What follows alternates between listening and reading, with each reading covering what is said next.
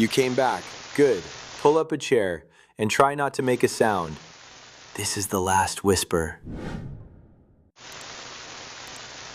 You moved into your new apartment thinking the worst thing about it was the broken fridge and the toilet that needed a secret handshake to flush. You were wrong. Dead wrong. Because somewhere inside that building, behind one of those doors, something had already been waiting.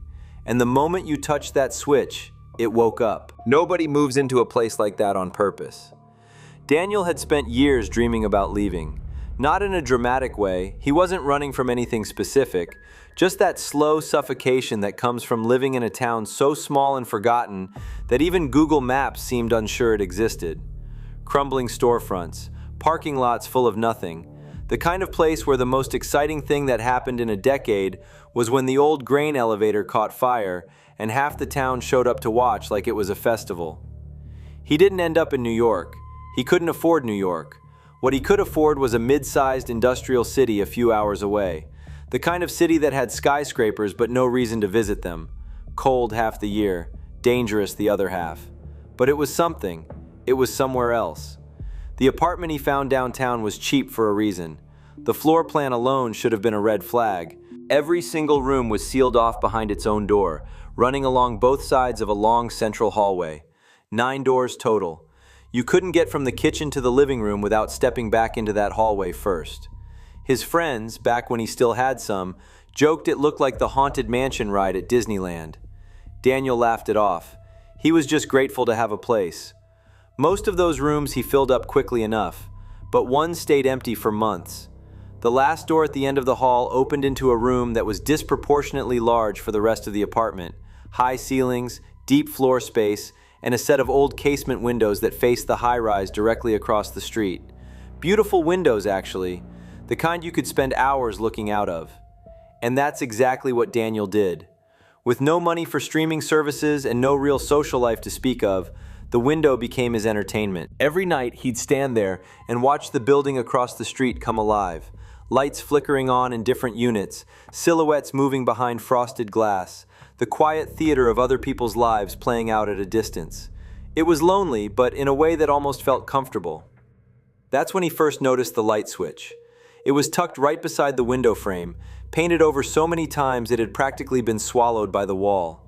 He started picking at the paint out of habit, the way you peel a label off a bottle without thinking. Night after night, layer by layer, until finally the thing beneath was exposed.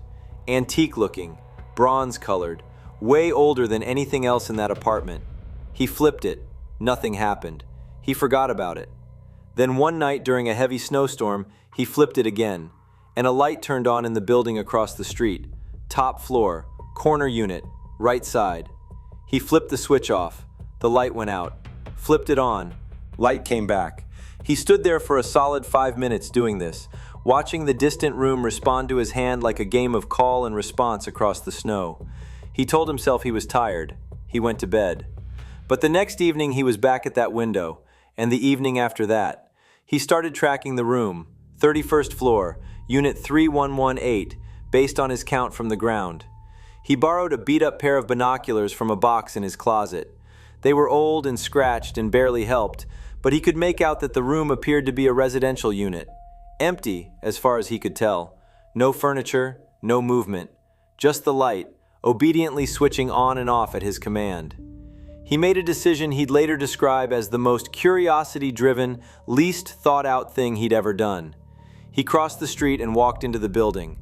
The lobby was identical in feel to his own building, that particular brand of neglect that urban landlords specialize in. Green-tinted fluorescence. Carpet from a decade that should stay forgotten. He rode the elevator up to the 31st floor, holding his breath when it shuddered between floors. When the doors opened, he turned left and walked the length of a hallway until he reached the last door on the right, room 3118. He stood outside it for a long time. He could hear the building breathe, murmured conversations behind walls, a television somewhere, the sound of pipes doing whatever pipes do at midnight. And underneath all of it, barely audible, something else. A low, slow, dragging sound. Not mechanical, not footsteps, something rolling.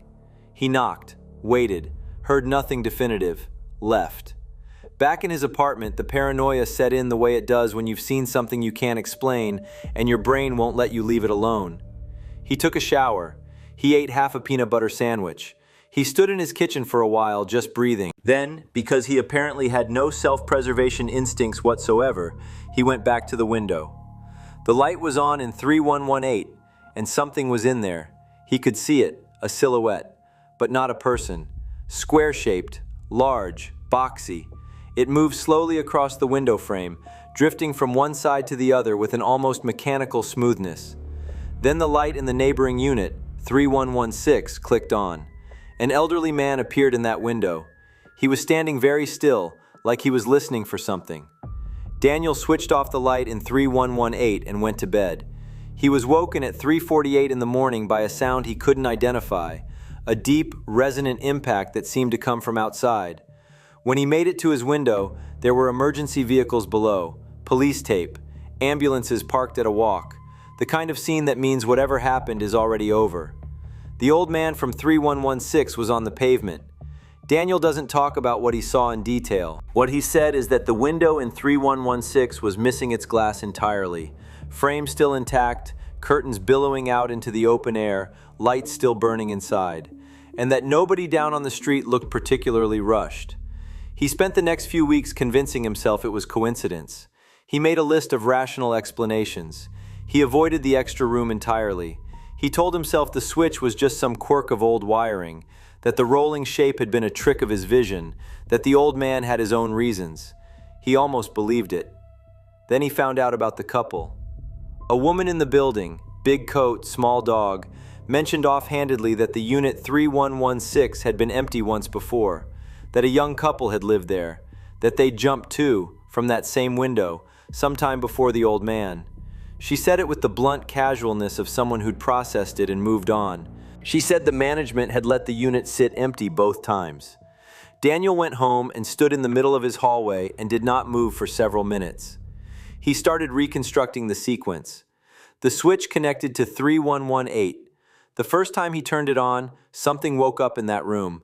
It moved slowly, rolling, and whatever it was, the proximity of it seemed to push people toward the edge, literally. First the couple in 3116, then the old man, both in the neighboring unit, both through the window. He broke the switch that night, drunk, hammer in hand, reduced it to powder. He told himself that destroying the mechanism would sever whatever connection existed, that whatever had been activated would lose its anchor point. He blacked out in the chair by the window. When he came to, it was still dark. The apartment was quiet, but there was a light on somewhere. He could see the thin yellow line of it bleeding under the door of the room he was in. And then he heard it, rolling, slow, close. Heavy wheels on cheap hardwood, each rotation deliberate, like something that understood patience. He sat absolutely still. The sound moved through the apartment, kitchen to hallway, hallway to somewhere else. A door latch clicked open with a sound like a whisper. Then the light went out and the rolling continued in total darkness. He spent what felt like hours sliding off the chair inch by inch. When he finally got low enough to look under the door crack, he saw it. An impossible darkness in the hallway, darker than the absence of light should allow. Something large, filling the corridor almost wall to wall, completely stationary, waiting. His phone had no signal.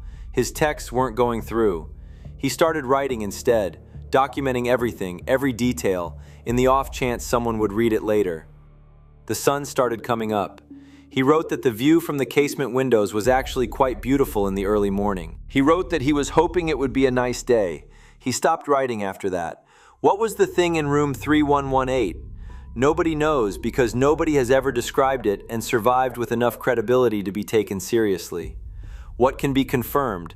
That building's records show at least 3 separate fatalities from Unit 3116 over a 12-year period, all ruled as self-inflicted. None of the victims had prior documented history of mental illness. The unit has never been released. Room 3118 doesn't appear in any public property registry. According to the building's official floor plan, the one filed with the city, it doesn't exist. Here's the question worth sitting with. If something can make you walk to a window and step out of it, and it does that without touching you, without threatening you, Without making a single sound you can consciously identify, is it really killing you?